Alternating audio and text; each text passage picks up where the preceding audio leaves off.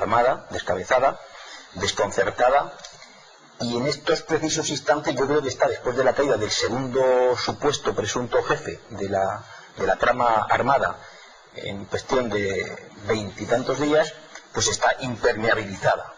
Se ha dado cuenta que después del atentado de Uría, del pobre hombre este que asesinaron, la última víctima mortal, intentaron pues esa vida hacia adelante, de bueno, han caído el jefe, pero seguimos y tal, y se ha dado cuenta que la Guardia Civil tiene racha. Y ojo, yo digo algo más, tiene una racha buena contra ETA, y va a dar buenas noticias pronto, y va a seguir dándolas después, y vamos a ver ETA hasta dónde es capaz de aguantar. Insisto, probablemente estamos ante una ETA latente. Dicen los que saben que no es el final. Yo he preguntado, ¿y esta ETA latente es el final? No es el final, pero esto puede durar lamentablemente mucho, claro. Víctor. Pues yo lo primero que tengo que decir es que no sé exactamente cómo está ETA. Creo que realmente no lo sabe nadie. Y me atrevería a decir que incluso el Ministerio del Interior tiene serias dudas de cómo está ETA. Creo que los periodistas en general estamos en una carrera locada por definir, por aproximarnos cada uno más, ¿no?, al diagnóstico definitivo, y creo sinceramente que los medios de información tampoco tienen exactamente claro cuál es en este momento el momento operativo de ETA, ¿no? Yo lo que sí sé, o creo saber, es en qué dinámica está el Ministerio del Interior concretamente. Creo que están en una presión, digamos, sin cuartel, y al contrario de lo que decía el señor Rubalcaba, creo que están en una lucha sin cuartel para llegar a un final dialogado. Y digo dialogado, no negociado, ¿no? Esa fase donde alguien levante una bandera blanca, entre comillas, haga una aproximación y se opte por sentarse para ver un final técnico, ¿no?, de lo que puede ser ETA, hablando de presos, hablando de las armas, evidentemente. Cuando el ministro Rubalcaba habla de la Grapo, obviamente ETA no es la Grapo, porque para empezar tiene más de medio millón de personas en las cárceles, con lo cual eso al final habrá que abordarlo de la manera que se considere conveniente. Y como siempre se dice, ¿no?, al final habrá que dialogar, insisto, no negociar en el término que se ha venido conociendo hasta la fecha, habrá que dialogar pues para ver cómo y quién apaga la luz y cierra la puerta, ¿no? Evidentemente, bueno, además porque esa va a ser seguramente la mejor garantía de que esto no va a volver a repetirse, ¿no? Y luego yo insistiría en la idea esta de que el término negociación yo creo que ya sí que está absolutamente caduco. La T4 desafortunadamente se hizo saltar por los aires esa tregua, dejó en evidencia al presidente español, a este, al actual, que yo creo que es el que más ha apostado por llegar a una solución verdaderamente negociada, porque incluso llegó a asumir el procedimiento. Sorpresa también por una razón objetiva. ¿Por qué sistemáticamente todos los detenidos al sur del Bidasoa confiesan acciones que les van a llevar a la cárcel para cientos de años? ¿Y por qué ni uno de los presuntos miembros de la misma organización al norte del Bidasoa no denuncia, no declara, no da ni siquiera la clave de acceso a su ordenador? Alguien me tendrá que explicar eso. Yo tengo una curiosidad espantosa. En tercer lugar, dice el juez Pedraz que ha aplicado en el caso de los últimos 5 detenidos un protocolo según el cual se ha grabado a estas cosas durante todo el periodo de incomunicación. Leemos con cierta honradez intelectual lo que en uno y otro caso se ha alcanzado. Yo creo que nunca en la historia de los procesos de negociación o diálogo entre ETA y el gobierno español se había avanzado tanto en lo político. Creo que es un problema de honradez intelectual leer los documentos. A mí me gustaría decir dos cosas muy rápidas, un poco a raíz de lo escuchado, ¿no? Valorar la actividad terrorista en función de los muertos evidentemente es terrible, ¿no? Pero es objetivo también, es decir, ¿qué momento hay mayor actividad terrorista o no? Bueno, yo creo que no es bueno en todo caso valorarla desde un punto de vista exclusivamente cuantitativo, pero sí que es bueno, yo al menos quiero decirlo, que es absolutamente deplorable, deleznable, condenable, todo lo que se quiera decir, ¿no? Y además lo ratifico, es decir, para que no quede ninguna duda. Lo que pasa es que esto me lleva a la segunda parte, que me parece más preocupante, ¿no? Decía hace un instante Flore, ETA como expresión de un conflicto, que eso seguro estarás de acuerdo conmigo en que lo llevamos escuchando, bueno, históricamente, ¿no? Los 49 años que decía si está ETA aquí. Hombre, yo creo que sería bueno recordar, sobre todo el mundo de la izquierda abertzale radical, habría que decirlo así, ¿no? Por decir, a esa parte de la izquierda abertzale que sigue, digamos que ratificando la existencia de ETA, o al menos no posicionándose en contra, que son muchos los que denuncian ese mismo conflicto y sin embargo no ratifican el terrorismo. Por tanto, me parece que ese es un problema político grave. Y yo no voy a colocar a ETA como actividad, como agente político. Creo que además haríamos mal en colocar a una actividad o una banda terrorista como tal, ¿no? Pero hay muchos partidos nacionalistas de todo tipo y condición que defienden que denuncian ese conflicto y que en ningún caso bueno, pues apoyan a ETA. Y diría más, yo creo que ETA, hacías la pregunta hace un instante, de cada uno de estos últimos procesos de negociación, conversación o lo que fuere, ha salido debilitada. Yo creo que sí, claramente, y creo que además la desmovilización dentro de su propio mundo me parece que también es bastante objetivable. No pido que aparezca en ningún manual. Yo creo que eso se puede objetivar bastante bien, y diría más también. Me parece que sería muy bueno, que claro, lo que pasa es que es muy complicado, pero sería muy bueno que tuviera una comparecencia de oferta electoral en las elecciones, en las próximas y en las que hubiera, porque creo que siempre es bueno que haya esa oferta electoral. Me parece que es bueno que las haya todas, por supuesto siempre que no contravengan aquella democracia que nos hemos dotado todos, ¿no? Sobre todo para cuantificar, y esa parte sí que se puede cuantificar, cuál es el apoyo real. Víctor. Comentaba Martín anteriormente que en este último proceso de negociación se había llegado más lejos que ningún otro. Yo creo sinceramente que se ha llegado hasta el límite. Ningún Estado va a poner nunca más sobre la mesa, ningún gobierno del Estado, quiero decir, va a poner nunca más sobre la mesa que el Zapatero de la legislatura. Ninguno. En el gobierno hubo conversaciones a tres partes, llegaron a unos acuerdos absolutamente de máximos, estoy pensando desde la órbita de un gobierno Estado de Madrid, con lo cual esa línea está absolutamente quemada, ¿no? Lamentablemente, hay que decirlo así, yo era de los que creía que este proceso podía ser el último y el definitivo, en positivo, pero yo tengo la sensación de que ETA tuteló a Batasuna desde el primer momento, y de hecho en la última reunión Otegi se levantó y bueno, fue a consultar a los que estaban a otro nivel y en otro ámbito, ¿no? Eso por una parte. Luego Floren habló también de debilidades. Yo creo que la mayor debilidad, Floren, y creo que hay que reconocerlo así, es la de ETA, ¿no? Que tiene que llegar a desterrajar 3 tiros contra un señor de 71 años cuando iba a jugar al mus en la vía pública. Eso es la debilidad. Llegar a ese punto, yo creo que es, de hecho, bueno, mancillar todo atisbo de lucha política que pudiera quedar ahí, ¿no? Yo creo que eso es realmente una manifestación de debilidad palmaria y clamorosa. Y luego, se había comentado, cada proceso que acaba ETA sale más debilitada. Desde luego el último, por supuesto. Porque ha perdido lo que tenía como mayor aval, que era la palabra. Cuando ETA decía un alto el fuego, una tregua, la cumplía hasta que anunciaba que la rompía. Insisto, la T4 voló su fórmula, la fórmula de la nota quiero decir, y voló su credibilidad. Y por último, ha hablado Joseba de la izquierda Berchale. Yo tengo que decir también, lamentablemente, bueno, para empezar diré que las generalizaciones estas de izquierda Berchale, tal, pues no, cada persona somos una persona distinta, hay matices hay colores en todos los grupos sociales y políticos, con lo cual aquí también los hay, pero yo quiero lamentar, porque creo que es muy lamentable, que ANV en este momento no está respondiendo a los estatutos originales de esa formación. Cuando se planteó si pasaba la criba o no del Estado, se aludió a que en los estatutos había un rechazo de la violencia, y sin embargo eso se compadece, pero que muy mal, con que en el último pleno que hubo en Azpeitia pues lamenten el asesinato, dirigiéndose a la familia obviamente del muerto, pero sin embargo no reprueben, no rechacen, en fin, no se distancien, ¿no? Que esa nomenclatura lo que viene a significar es, en fin, un rechazo explícito a quien ha cometido el asesinato, ¿no?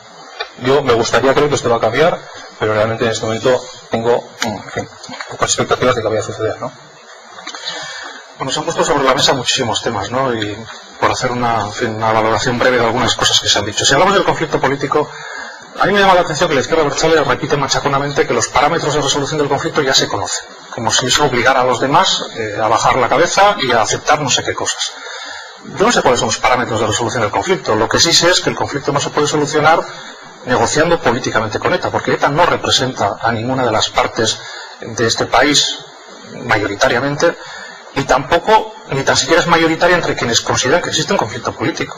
La izquierda Berchale es mayoritaria entre quienes consideran que ese conflicto existe y creen que hay que ponerlo encima de la mesa y que hay que solucionarlo. Por lo tanto, por eso insistí antes en que cada uno tiene que retratarse y tiene que darse cuenta de su verdadera dimensión, porque estamos hablando de una cuestión de democracia, y lo que no puede hacer nadie es arrogarse una representatividad que este pueblo no le ha dado nunca jamás. Y me da la sensación de que la izquierda Berchale siempre ha tenido esa tentación de que venga el primo de Zumosol y que me solvente la falta de legitimidad que tengo y pueda negociar desde una posición de fuerza. Es decir, el Partido Nacionalista Vasco o Eusko Alkartasuna o cualquier otro partido o Aralar, cada uno en su tamaño, saben perfectamente cuáles son sus argumentos y los pondrán encima de la mesa ante quien sea y negociarán lo que ellos consideren oportuno, acertada o equivocadamente. Y ni la izquierda Berchale ni ETA es nadie para, hablando del conflicto, pretender negociar no sé qué cosas con nadie. Porque cada partido negociará lo que tenga que negociar y hará los arreglos que tenga que hacer. A algunos les gustarán, a otros no les gustarán, y cada uno representa lo que representa, y con eso encima de la mesa habrá que hablar. Luego, claro, cuando hablamos del conflicto hablamos también de territorialidad, hablamos de soberanía. Bueno, el tema de la territorialidad, en principio lo que parece razonable, a no ser que alguien se haya vuelto loco, es que habría que estudiar qué posibilidades hay de vínculo entre la Comunidad Autónoma Vasca y Navarra. Pero es que si eso está incluso previsto en la Constitución, es que no hay que cambiar ni tan siquiera la Constitución española para que eso se pueda solucionar. El problema es que hace falta una mayoría en Navarra, una mayoría que no existe. Ese es el problema. Y si alguien pretende que sentándose en una mesa y convenciendo al PSN va a resolver el problema, se equivoca profundamente, porque los ciudadanos navarros no van a cambiar como una veleta de opinión de un día para otro. Y yo creo que cualquiera, no es navarro, yo creo que las cosas no se solucionan así, ni tan siquiera Zapatero puede cambiar eso. Tendrán que ser los ciudadanos navarros los que expresen su voluntad de cambiar eso. Y a día de hoy les representa el Parlamento de Navarra. Y hay una mayoría bastante clara en una dirección que puede gustar más o menos, pero es la que hay. Y cuando hablamos de soberanía, insisto, cada partido con la mayoría que tiene tendrá que negociar con quien sea y tendrá que poner encima de la mesa sus argumentos. Y desde luego lo que está claro es que el Partido Nacionalista Vasco, Eusko Alkartasuna, Aralar o Ezker Batua no están de acuerdo ni van a aceptar jamás que nadie les represente en ninguna negociación en torno al conflicto político. Por lo tanto, que la izquierda abertzale se dé cuenta de lo que es y que actúe en consecuencia. Yo creo que es lo que le falta interiorizar, porque prácticamente desde su fundación se ha acostumbrado siempre a que al margen de lo que representa, como está ETA detrás, eso le dé una posición de fuerza para negociar determinadas cosas. Y eso desde un punto de vista democrático, y se habla muchas veces de democracia, es absolutamente inasumible e inaceptable. Y la izquierda abertzale algún día tendrá que reconocer que es así, y tendrá que reconocer que solo puede negociar aquello que es la parte de la ciudadanía que le apoya y le concede. Y nada más y nada menos. Y por las torturas, simplemente un apunte. Ha habido casos de torturas gravísimos, terribles, gravísimos. Y desde luego hay que denunciarlos, hay que estar siempre empeñado en que eso no ocurra jamás. Porque me parece que es lo más atroz que puede ocurrir. Y en la denuncia tenemos que estar en primera línea. Yo desde luego estoy sin ningún tipo de dudas y sin ningún género de dudas. Y diré más, ha habido casos que judicialmente han quedado impunes y que yo estoy convencido que se han producido como el caso de Unai Romano. Porque aquella cara, aquellas fotografías son absolutamente terroríficas. Y creo que el Estado está obligado a ser absolutamente transparente en este tipo de cuestiones, porque ese oscurantismo, desde luego, no ayuda para nada en la lucha en contra de la violencia. Y si la izquierda abertzale dice que está en contra de la tortura y en favor de los derechos humanos, que actúe en consecuencia y que denuncie todas las vulneraciones de derechos humanos. Sí, eso, la tortura es estructural, ¿no? O sea, coincidimos en que el Estado no es que haga oídos, mire para otro lado de vez en cuando o perdone a sus agentes desviados hacia la tortura. La tortura es estructural, pero existen los mecanismos. ¿Defender los asesinatos de ETA? No, ¿Eso es coherente? No, hablamos de una cosa o hablamos de la otra. Pero ¿por qué cada vez que alguien denuncia la tortura, alguien dice, bien, tú no estás legitimado a denunciar la tortura? ¿Cómo que no? No es estructural. Es estructural, pues es una realidad que se producirá en determinadas cuestiones imprescindibles para hacer la tortura. Está bien que sea torturado o en todo caso no tiene derecho. Vamos a ver, el hecho de que alguien ejecute incluso otro acto de violencia no le resta, desde el punto de vista de los derechos humanos, ninguna legitimidad. El desplazamiento de Joseba es si se defiende los derechos humanos. Eso es una opinión para todo. Tú puedes manifestarte en contra de la guerra de Irak, y eso no quiere decir que no puedas estar a favor de otras cosas. De hecho, muchos de los que se manifestaban en contra de la guerra de Irak están a favor de la guerra de Afganistán. Es decir, esa coherencia o no coherencia, eso es muy discutible. Y en cualquier caso, esa acusación que se lanza... Estamos en la misma guerra. Claro, en la misma guerra, pero estamos en la misma guerra hablando de... Eso es, el gobierno español está en una y pretende que no esté en la otra. Pero bueno, unos asesinan, otros mueren. ¿Y qué tiene que ver eso para que sea una vulneración de derechos humanos criminal? Hay que perseguirla y hay que denunciarla, por supuesto. Pero hay que perseguir y denunciar también el acto criminal, Flores, cuando hay una denuncia de tortura. ¿Por qué tengo que dar yo explicaciones de nada? Es decir, si yo denuncio una tortura, a mí nadie tiene derecho a exigirme que me manifieste sobre ningún otro acto. O es que a las víctimas de la violación les vamos a decir también cuando vayan a la comisaría si están a favor o no de ETA y entonces no cursamos su denuncia de violación. Tienen que condenar lo que haya que condenar, toda vulneración de derechos humanos, toda violencia aplicada sobre el ser humano, la denuncio públicamente, venga de uno o de otro. Pero digo, los 800 muertos en este país ¿estás dispuesto a comprometerte para que se acabe? Es una realidad. Esa es la capa de Luis Candelas con la que se pretende encubrir la protección de la tortura. Efectivamente, vamos a ver, si me preguntas a mí, ¿estás contra la tortura? Sí. luego estarás en contra de no sé qué. No, me has preguntado sobre la tortura, ¿no? Sí. Hablamos de eso. No, yo me hablo de la violencia, yo hablo de la violencia en su conjunto. La violencia es la violencia, el derecho a la vida. De todos. Derechos humanos. Y de todas las personas. De todos. Y los colectivos e individuales. Entonces, abrimos ahora un debate de 132 horas. Y yo estoy diciendo que en el Estado español se tortura de forma estructural porque el Estado ha puesto todos los instrumentos para que la tortura sea posible, porque tiene en su, perdón un segundito, tiene en su mano de forma sencillísima aplicar un protocolo de las Naciones Unidas para que la tortura no se aplica. Cuando se ha conseguido llevar a este se acaba de aprobar esta semana pasada. Pero si se han dado una estos 5 para la aplicación de lo que está precisamente por el Comité de Derechos Humanos de Naciones Unidas, del gobierno español, que ni siquiera ha firmado lo que va el plan de derechos humanos aprobado por el Consejo de Ministros del pasado viernes. A. No han firmado lo que les han propuesto las Naciones Unidas. B. Dijeron que estaban aplicando el protocolo a los 5 últimos detenidos y es mentira. Es mentira, no es acabado. En este punto, voy a retomar... Palabras muy raras que yo casi no entiendo. Un segundo. Esto de la violencia estructural y tal, pues que no es estructural todavía. Aquí hay uno que mata, otro que muere, uno que puede llegar al caso que tortura y uno que sufre la tortura. Esto no es estructural. Es decir, el ordenamiento jurídico español no consta. No monopolicemos el debate, por favor. Y hay un juez que no... La tortura estará entre los eventuales. Martín, ¿Cómo se dice? retomo una de las ideas que lanzaba Víctor. Actuar sobre ETA acosándola para debilitarla y en ese momento plantear un diálogo, no negociación, un diálogo. Yo estoy convencido de que, en fin, de que estamos en ese punto. De que va a ser así. O sea, que igual que Esperanza Aguirre más o menos, ¿no? De que vamos a estar, de que estamos en ese punto y de que va a ser así, porque es que yo creo que realmente, desde la perspectiva de un gobierno español, si podemos insistir en la idea de antes, el último proceso ha sido un fiasco absoluto. O sea, un fiasco absoluto. Y yo, bueno, he tenido contacto con alguna gente que desde luego no están dispuestos a volver a arriesgar tanto.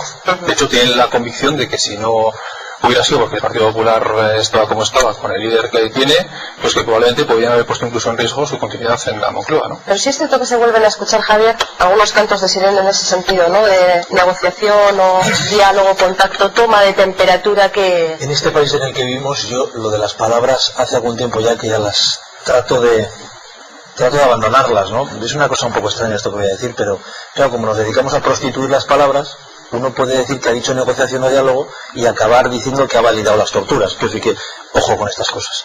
Yo creo sinceramente, y estoy de acuerdo con Víctor, en que seguramente, aun cuando se ganara la carrera contra la banda terrorista ETA, que ha matado a un montón de gente y que la semana pasada se cargó a un pobre hombre cuyo delito era tener 71 años y haber creado una empresa, bueno, pues seguramente habrá una parte policial, judicial, ese cerco del que venimos hablando, pero seguramente para que acabe de verdad esta pesadilla terrible será necesario, bueno, pues acabar hablando de una serie de cosas. Yo ya no le voy a poner nombre, no sé si esto va a ser un diálogo o una negociación, pero a mí me vas a perdonar, pero tengo que por lo menos sorprenderme de con qué fruición hablamos de la tortura y con qué poca o escasa atención prestamos a otras terribles maldades que comete el ser humano. Fíjate, para que nadie me acuse de nada, ¿no? Es decir, y además no tengo por qué decir que estoy en contra de la tortura.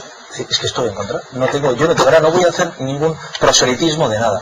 Pero me asombra que aquí, cuando tenemos aquí a un muerto asesinado, porque no se murió por un cáncer ni por una enfermedad terminal, se murió porque alguien fue y le descerrajó 2 tiros hace una semana, y cuando iba a jugar la partida con sus amigos, como venía haciendo los últimos no sé cuántos años, pues resulta que a mí me asombra de verdad que hablemos de la tortura. ¿Eso quiere decir que estoy en contra? Solo faltaba. No, podemos hablar también. Pero me parece que hay una grabación, de verdad, sinceramente lo digo. Y yo creo que tenemos que centrar el balón y no irnos a las bandas, porque me parece que hay un asunto que es central. Esa es la centralidad. Y segundo, cuando hablábamos antes del conflicto político, vuelvo a decir lo mismo.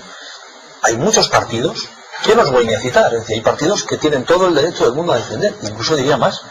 Me sorprende que pasemos tan de puntillas por Aralar, que es una escisión de la izquierda abertzale, y que se queda en eso, en la izquierda abertzale, porque Aralar no está defendiendo, o al menos no está apoyando la comisión de la violencia, ¿no?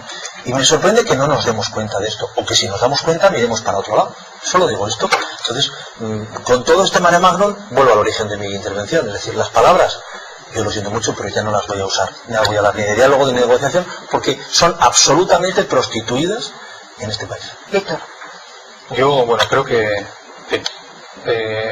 la pregunta que debe hacerse la izquierda abertzale es la siguiente. ¿Qué aporta ETA en este momento a este pueblo y más concretamente a su lucha política, quiero decir? ¿Qué aporta?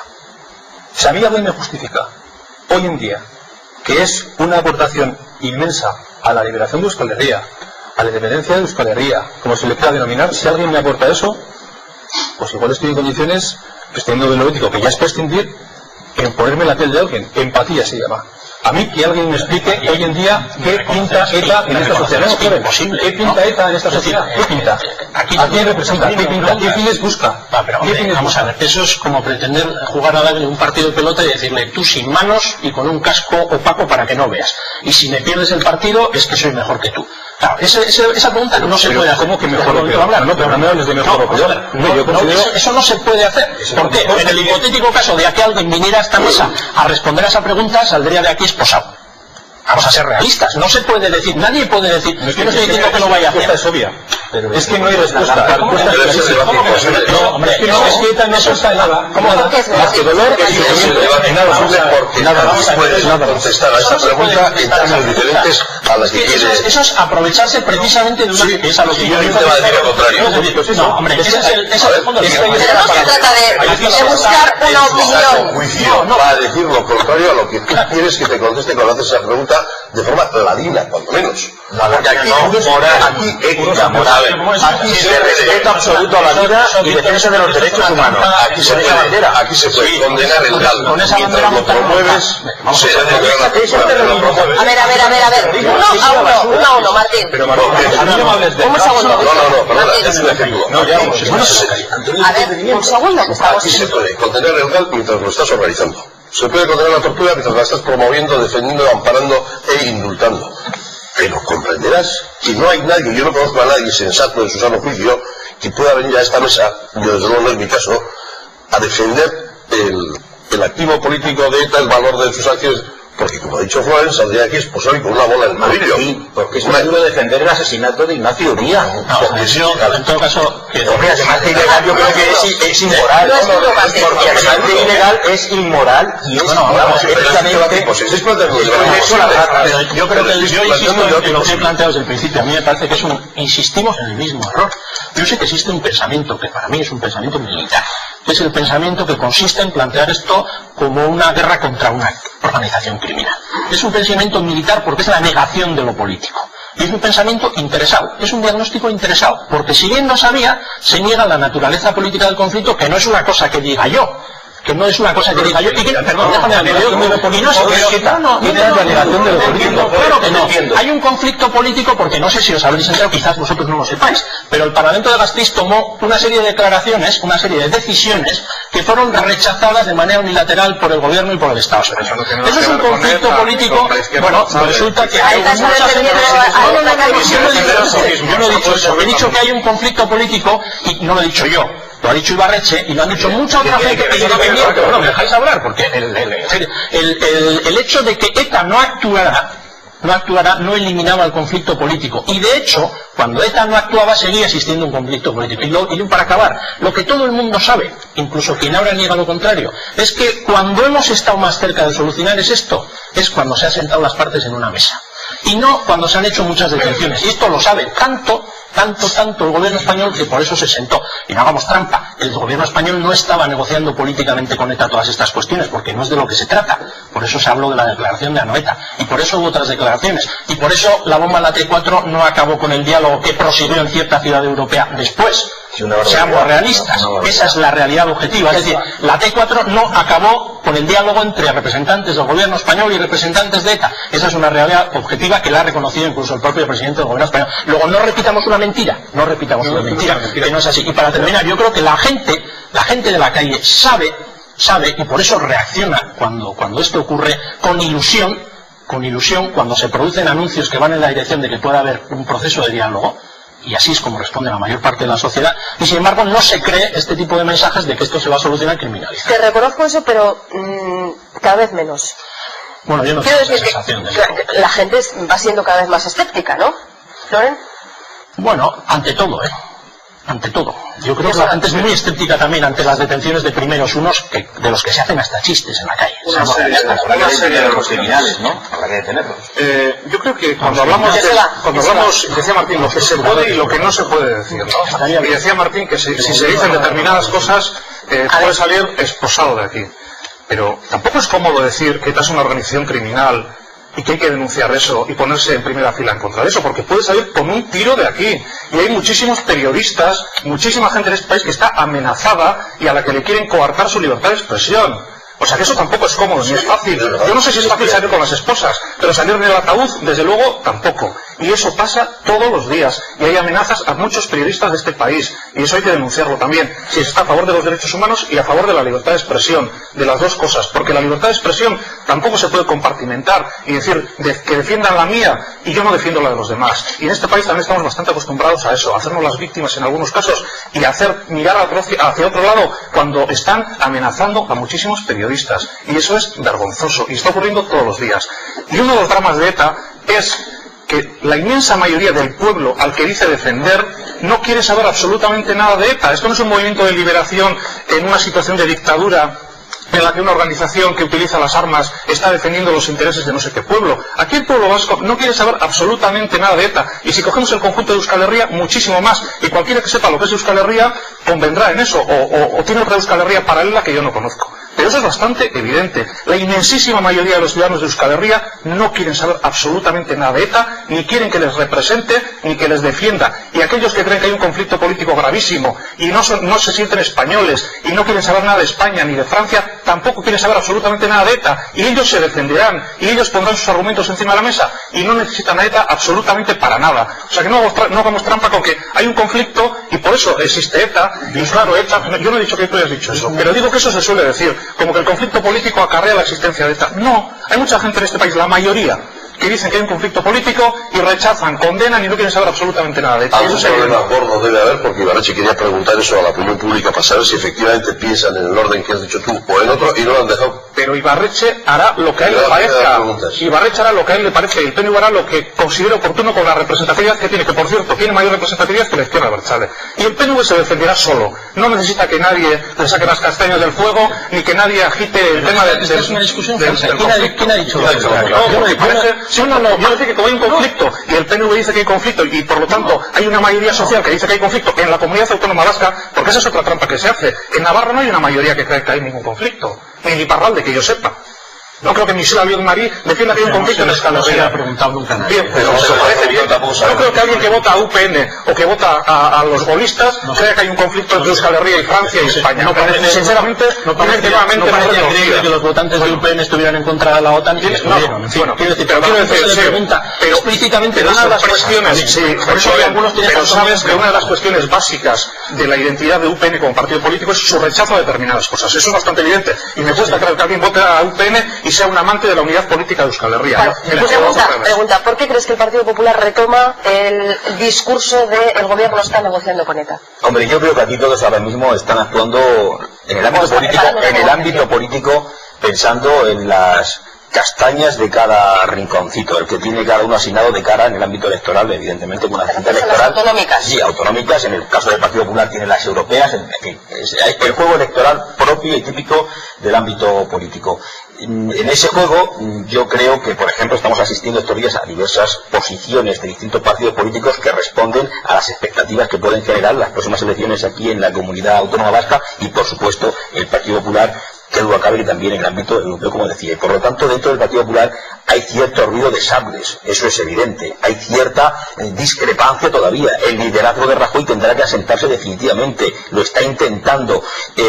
Yo creo que en este momento dentro del Partido Popular hay distintas sensibilidades que se están manifestando en los últimos días ante cuestiones casi de última hora que hay que reaccionar y que hay que posicionarse. Y se está viendo cierta discrepancia dentro del partido. Es evidente, ¿no? Yo creo que no descubro nada nuevo con lo que estoy diciendo. Es una constatación empírica de lo que está ocurriendo. viendo. Pero también hay que tener en cuenta que en este país ahora mismo estamos pendientes, por ejemplo, el tema de ANV, que también veo, pues hombre, un cálculo electoral evidente y un posicionamiento del Partido Socialista de Euskadi muy calculado para ver qué movimiento realiza de cara a la que le esperan las elecciones próximas y a ese ámbito electoral al que aspira para poder dar ese vuelco que pretende el partido legítimamente, ¿no?, en este país. Por lo tanto, hay posicionamientos políticos pensando evidentemente en la realidad pura y dura de lo que tenemos delante, el hecho terrorista tan inmediato como el asesinato de ese pobre hombre de Uría, pero sin embargo también hay que pensar, y no somos aquí dedos ni nos chupamos el dedo, que hay unas aspiraciones políticas, unas estrategias electorales que cuentan también a la hora de posicionarse, por supuesto. Lo que pasa es que yo creo que eso son dos cuestiones que no deberíamos mezclarlas nunca, Juan,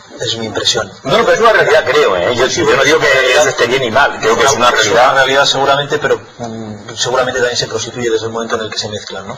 Es decir, que yo creo que cualquier partido político por definición tiene su expectativa en alcanzar el poder, es decir, en conseguir el mayor éxito posible. Otra cosa es cómo lo haga, y siempre no es ético tampoco, ¿no? A mí me parece que es como mínimo sorprendente que ahora se vuelvan a sacar ese espantajo de la negociación cuando parece que hay objetivamente pocas razones para creer en ello, ¿no?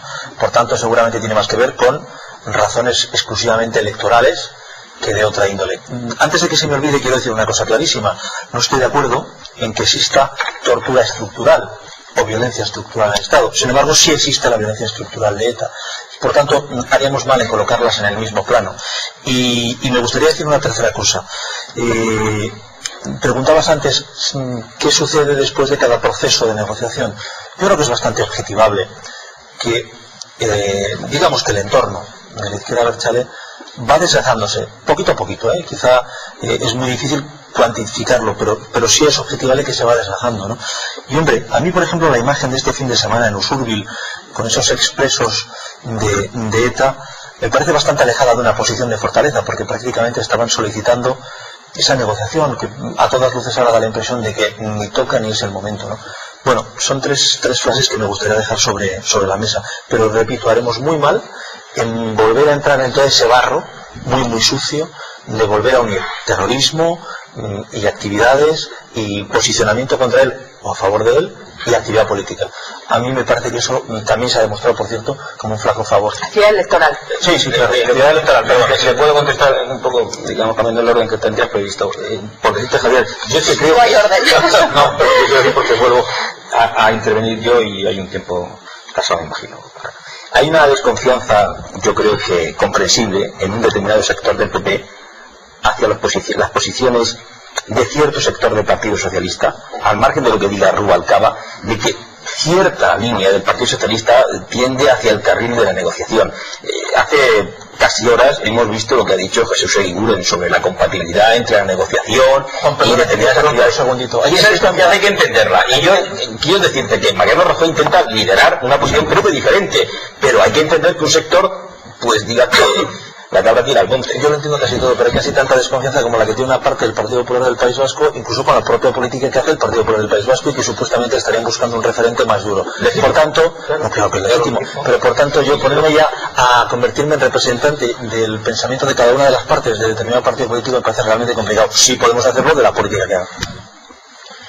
Bueno, yo, contestando a Floren, en fin, la pregunta que he formulado no... Obviamente Martín no quería que nadie se la haga con las esposas puestas, nada por el estilo, Yo, en fin, quería que hablo lo primero. Lo segundo, Floren, ETA no estaba sentada en Loyola, totalmente de acuerdo, pero ETA echó por tierra el acuerdo de Loyola, el preacuerdo de Loyola.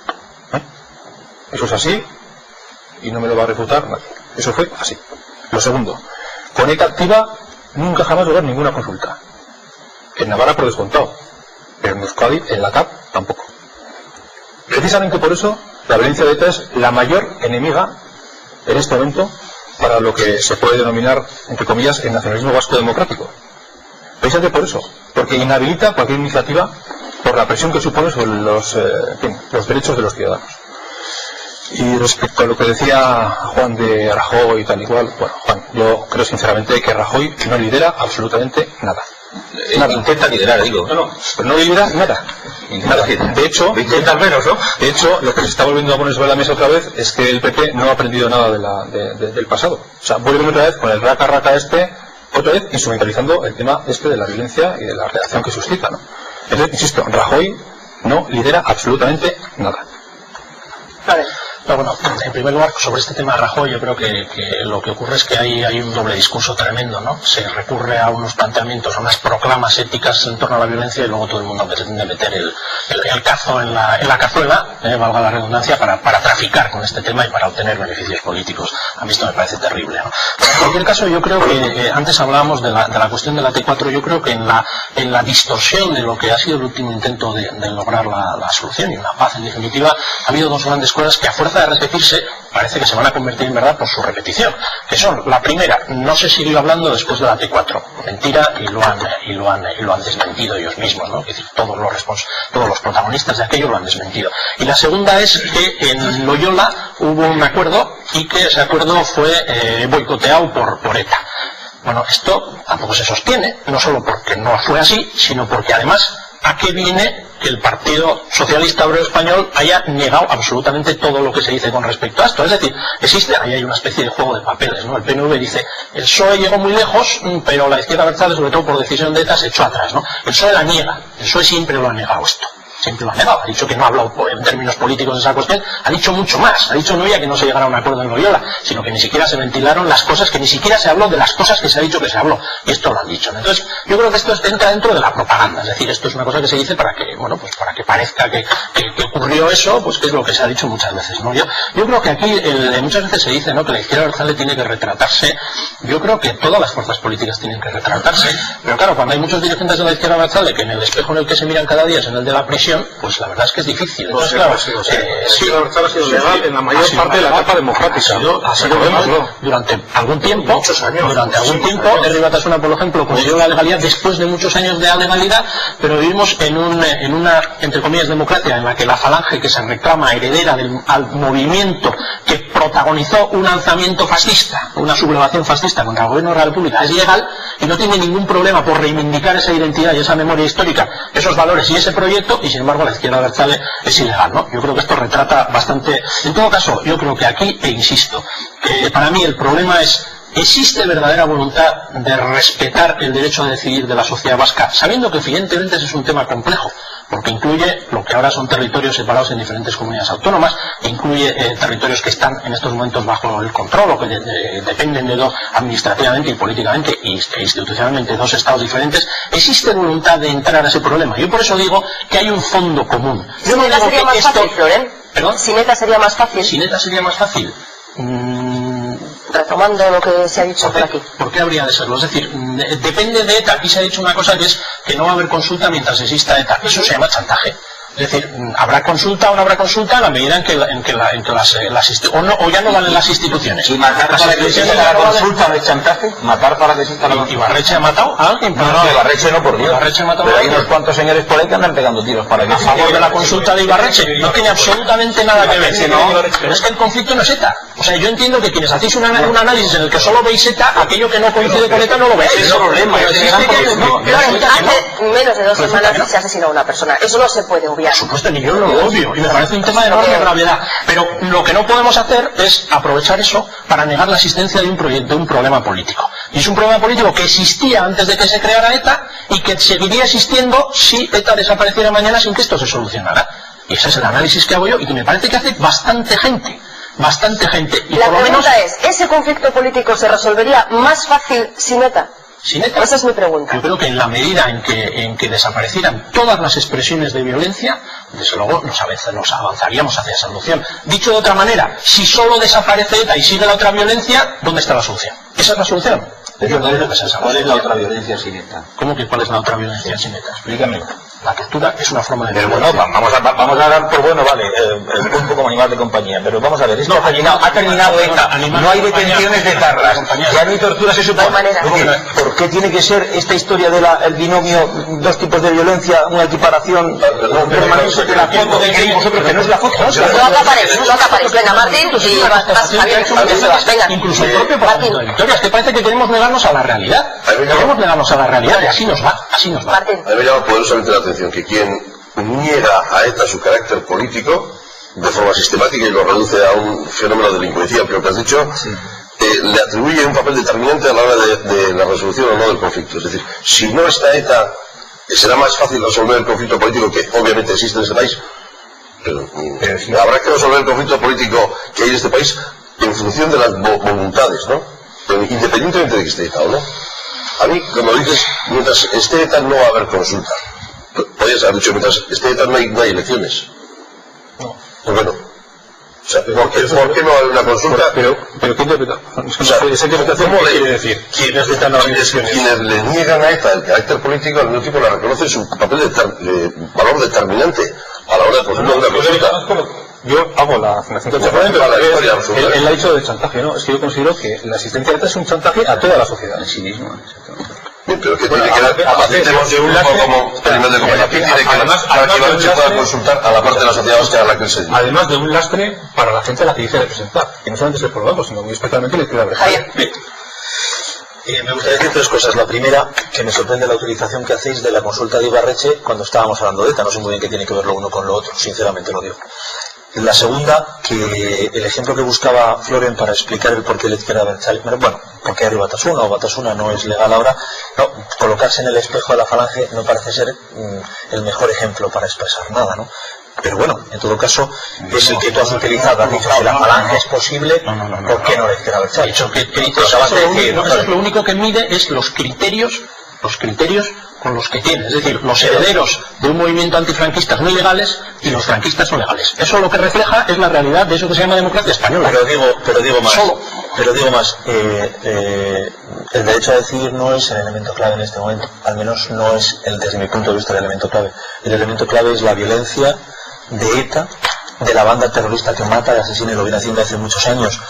Y una vez solucionado ese tema, no tengo ninguna duda de que seguramente tanto aquellos que creen que existe un conflicto político como los que creen que no lo hay tendrán muchísima más facilidad para entenderse y llegar a los acuerdos que en su momento pudieran darse. Y esto, claro, en una situación como la de este país, en la que si por algo se caracteriza es por la deslegitimación de las instituciones que solamente utilizamos a modo de papel higiénico cuando nos interesa, hablamos del Parlamento de Vitoria cuando nos interesa y automáticamente lo deslegitimamos cuando también nos interesa. Yo creo que tenemos que ser todos un poquito más serios y, bueno, yo creo que lo único que debe ser o que merece ser deslegitimado es el uso de la violencia como tal, ¿no? En todas sus expresiones, ya que utilizabas tú antes esa expresión, a la redundancia, ¿no? Todas las expresiones, perfecto. Pero una vez deslegitimado esto, a partir de ahí juguemos todos las mismas cartas, porque de lo contrario habrá siempre unos que jugarán con cartas marcadas y como hacía referencia antes Joseba, en el análisis lo dicho por ti, Martín, es decir, claro, es que alguno podría salir de aquí esposado, alguno podría salir en una situación bastante más complicada. Y yo creo que hay elementos objetivos para poder decirlo, y eso me parece muchísimo más grave.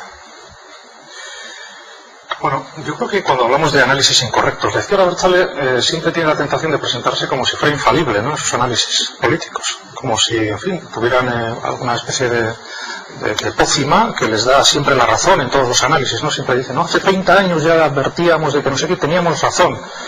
Pues la izquierda abertzale ha hecho unos análisis que son ridículos, absolutamente ridículos, espantosamente ridículos en muchos casos, porque ha configurado Euskal Herria de tal manera que esa Euskal Herria no existe en la realidad. Es decir, presentar esa lucha de Euskal Herria contra los estados, de Euskal Herria oprimida, de los vascos en una situación prácticamente como si fuera una colonia, es que esa Euskal Herria no existe, y no hay más que pasearse por Euskal Herria para darse cuenta de que no existe. Por lo tanto, si empezamos ya desde ese punto prácticamente de partida de todo lo demás, pues en fin, habría que analizar quién ha hecho los análisis correctos e incorrectos, porque esa configuración de Euskal Herria luego ha justificado muchísimas cosas con el paso del tiempo. Y es que esa Euskal Herria no existe.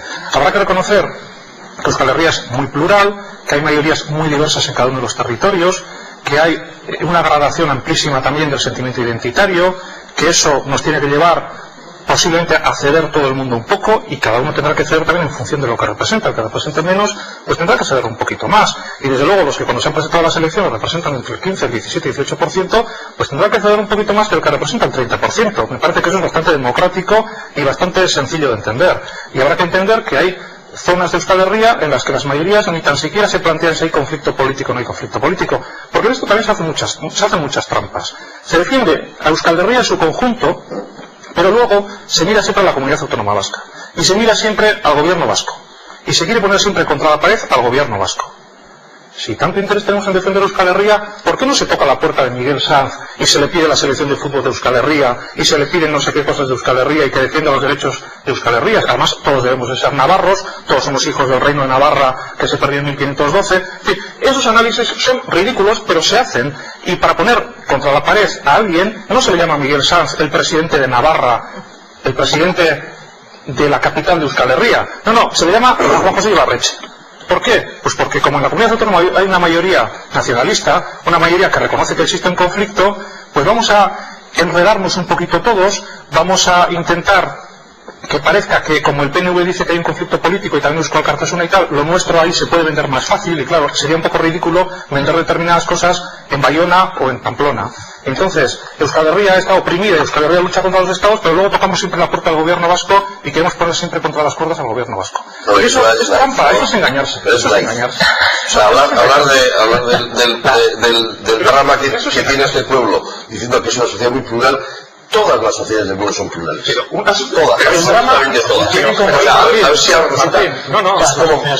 No existen las sociedades que no sean plurales. Pero esa sensación de conflicto que tú haces referencia no es tan generalizada como tú crees. Hechos objetivos. Y no seamos guays, no seamos naif. O sea, es que esto es muy plural, hay mayorías diferentes. Pues claro que no es lo mismo la ribera de Nazarroa que la margen izquierda del Nervión que la costa en Guipúzcoa. Obvio, pero tampoco es lo mismo Écija que Madrid, que Alcobendas, que el Pozo del Tío Raimundo. Y también son sociedades plurales, ¿no? Y tiene conflictos. Y parece nosotros todos un conflicto básico, un conflicto.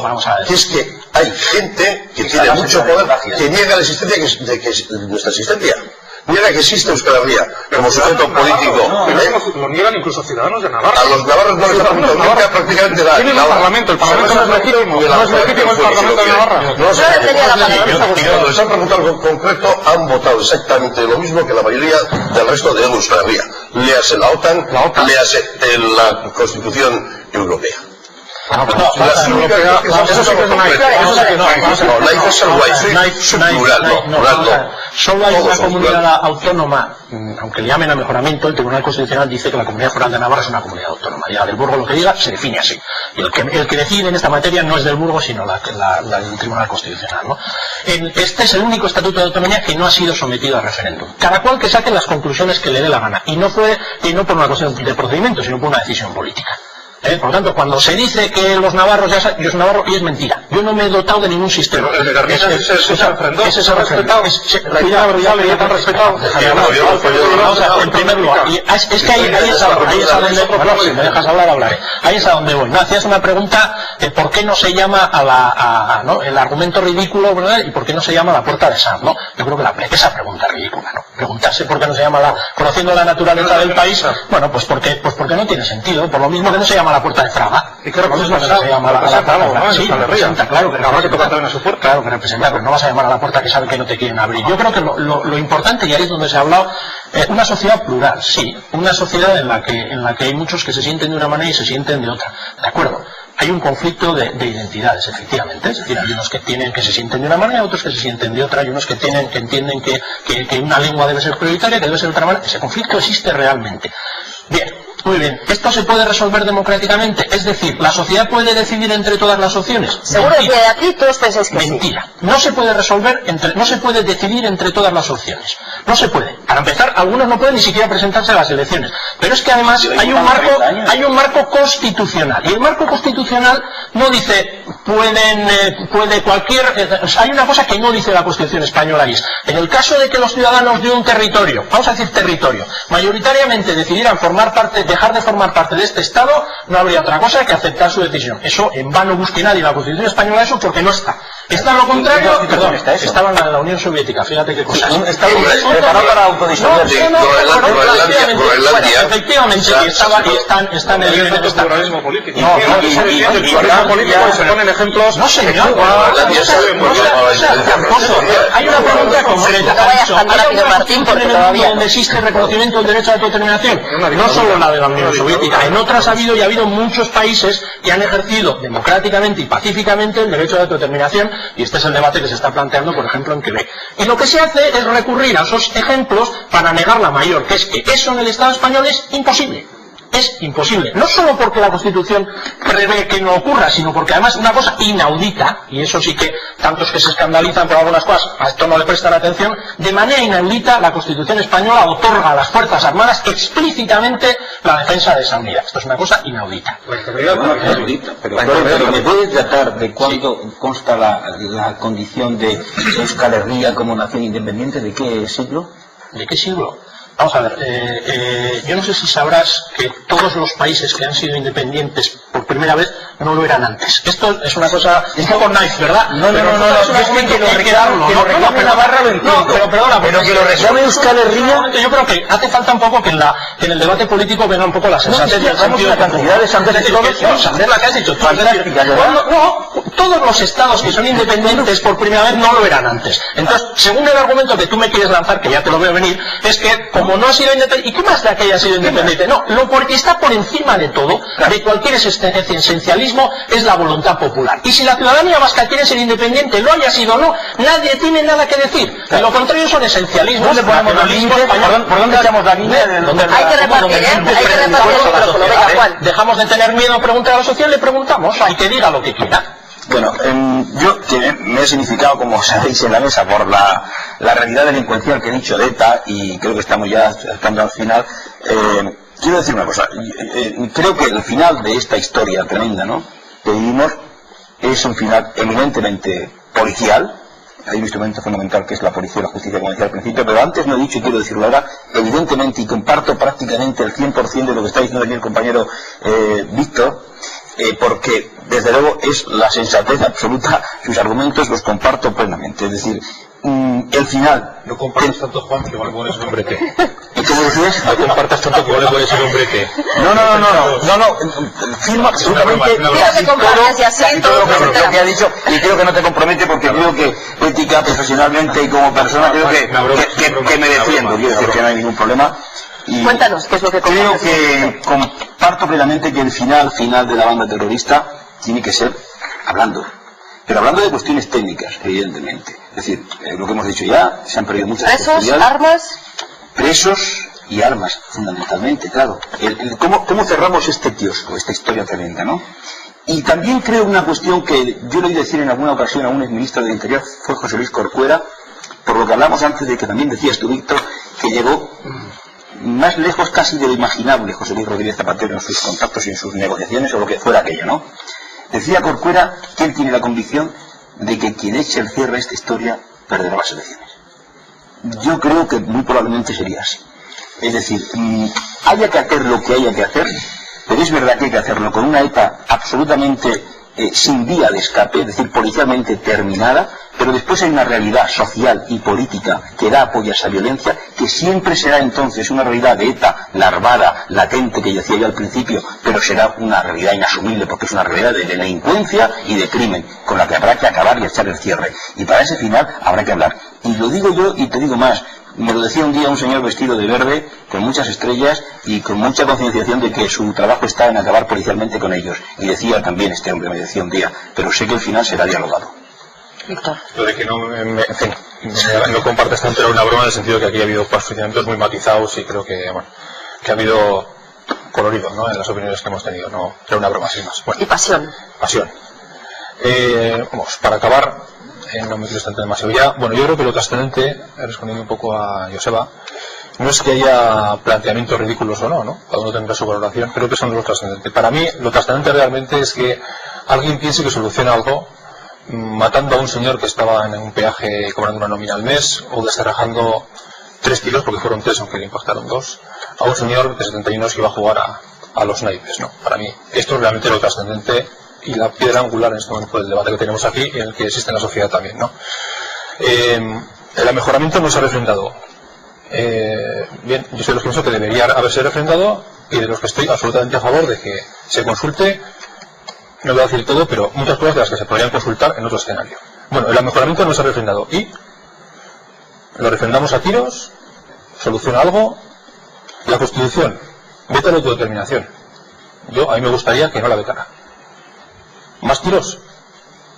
Es que no encuentro el sentido. O sea, no sé qué efecto va a tener eso sobre estos déficits, ¿no?, incluso democráticos, que puedo ver en estos textos legales, ¿no? El respeto a la voluntad popular se ha dicho aquí. Yo creo que ninguna cuestión concita tanta unanimidad, tanta mayoría en este momento entre la sociedad, como que ETA tiene que dejarnos de una vez vivir en paz. Si respetamos la voluntad popular realmente, esa es la mayoría más eficaz que hay en este momento en la sociedad. En todos los territorios, además, da igual Jamás. Iparralde, Goalde, Navarra, Tudela, que Y finalmente, yo casi a modo de ruego, ¿no? Que ETA cese de una vez en su actividad y que a partir de ese momento realmente la palabra a los partidos, a todos los partidos, sin ilegalizaciones, todo el mundo representado ahí, en los foros que sea, y que solucionen los problemas y que realmente veamos la valía de la política, el valor de la palabra. Y que con esto... Javier. Yo me pregunto por qué el miedo de una parte de esta sociedad, y es ahora difícilmente cuantificable, si representa el 11, el 15, el 17, no lo sé, a jugar sin la ayuda de ETA. Me pregunto por qué la izquierda abertzale radical no está dispuesta a jugar sin tener el árbitro a su favor y además intentando hacer faltas, seguramente a los dos equipos. Me pregunto cuál es el miedo, no lo entiendo. Porque además hay una cosa que se llaman elecciones, y eso creo que estaremos todos los que estamos en esta mesa de acuerdo, y seguramente los que nos ven y nos escuchan también. Yo creo que es bueno saber el peso que cada uno tiene, ¿no? El peso específico. Y por eso... Pero no como Fraga decía, ¿no? No, desde luego no colgando a nadie. Además, aunque luego lo ha matizado, claro, que como habla bastante mal, se le entiende siempre mal, ¿no? Pero hace 40 años se le entiende mal. Se le entiende demasiado. Muy bien.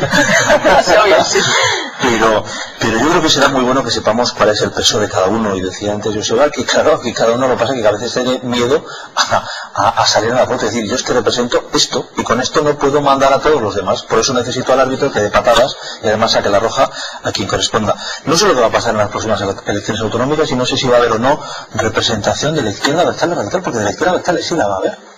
Es un ejemplo obvio. Va a estar radar.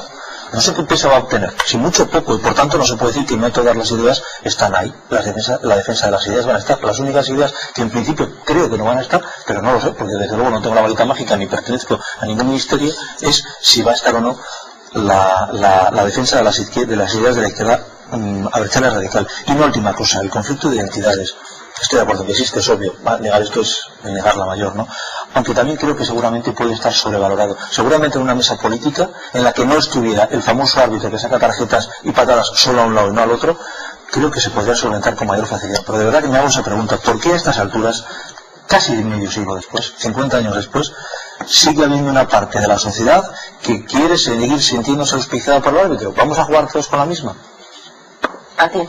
Hombre, si hablamos del árbitro, yo creo que no es ETA el árbitro aquí, ¿no? Aquí quien dice sí o no, el que deja pasar la bola o no, es el gobierno español, el Estado español o el Parlamento español, que se lo pregunta a Ibarretxe, que fue con un plan flamante debajo del brazo y salió con el rabo entre las piernas, porque le dijeron que no, punto. Y dijo que iba a hacer otras cosas y no hizo nada, no, pero bueno, pero le dijeron que no, el árbitro le dijo que no. Y respecto de las elecciones, que dices que la izquierda abertzale radical no sabes si va a estar presente. No, yo no sé si lo va a estar, ¿no? Pero es que no son elecciones, porque si no podemos votar todos, no son elecciones, serán elecciones para algunos. Sí. Y cuando planteas que algunos no quieren las elecciones para no ver cuál es su peso real, concho, el que niega la mayor es el gobierno español, el que permite o no permite, usted juega, usted no juega, es el gobierno español, no la izquierda abertzale se ha presentado siempre. Martín, no se juega con pistola, es lo que dice el gobierno español. ¿Dónde están las pistolas? Yo cuando le veo... Si tú te desligas del fenómeno pura delincuencia, que es el que asesina y el criminal, pues tú te presentas a las elecciones. A ver, en los términos, tengo que hacer los términos que tú quieres. Hombre, lo que quieras, cada hombre. Sí, si esto no lo organizamos un poco, esto es un cachorro. No, aquí tú dices, tienes que decir, esta es la ley documente aprobada y votada.